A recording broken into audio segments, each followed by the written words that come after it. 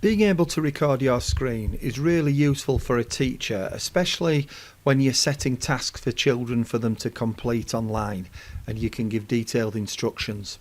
But it's also really valuable for children when you want them to reflect on their learning or explain what they've done. So for example, if you've got children that are working at greater depth and you want them to talk through a project that they've made, why they've made it that way, the way that they've put it together, the decisions that they've made, it really allows them to articulate their thinking about how they've put something together.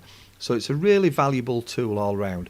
So what we're going to do in this short video is show you how you can do screen recordings with the native tools in iPads and also in Chromebooks. So as part of the built-in system, how you can do screen recording. Now for Chromebooks and iPads you can use Loom as well, but we're not going to look at Loom at the moment. This is just how you do it with the inbuilt screen recorders. This is how to screen record on a Chromebook, and this is a new feature that was released in April 2021. So if this facility isn't there on your Chromebook, then you'll need to update it. So if I just come down to the bottom right and click on this system tray area down here, you'll see that it says screen capture. So I just click on that and then I get this control system that comes on my screen here. So you'll see that it says I've got a camera, so I can actually just record stills, and I can record the whole screen or an area of the screen or a window. But we're more interested in the video, so I'm going to go to the video, and then you'll see over here on the video record full screen, which is what I'm going to do, or you can even record part of the screen there as well. If I click on this little cog, you'll see it says record microphone. That's normally turned off, so you just need to make sure that's turned on. So when I'm ready to record, all I do is I just click on the screen and it's going to record. So anything that I click on and move about on the screen, then that's going to record. So you'll see that as soon as I started recording down here, I've got this little red button. So when I've finished, I just click that to stop recording. And then it says screenshot taken or screen recording taken showing folder. So if I click on there, it will open up. So this is the Files app that it opens up in, and it depends where your school has actually set your Chromebook downloads to go. So they might go to downloads, but most schools set them so that your downloads actually just go to your Google Drive.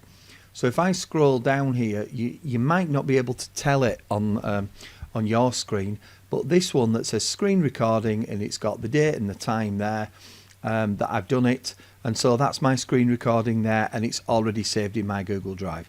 So what I can do is I can open that up in Google Classroom. I could send it to Seesaw, ClassDojo, places like that, and it's compatible with those systems, and then you'll be able to play it.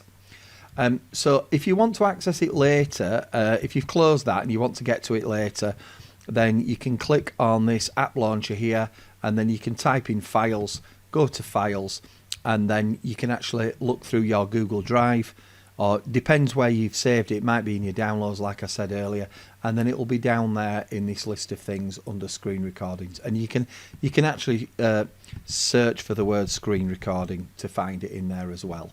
Okay, so that's a very quick guide on how to record your screen on a Chromebook.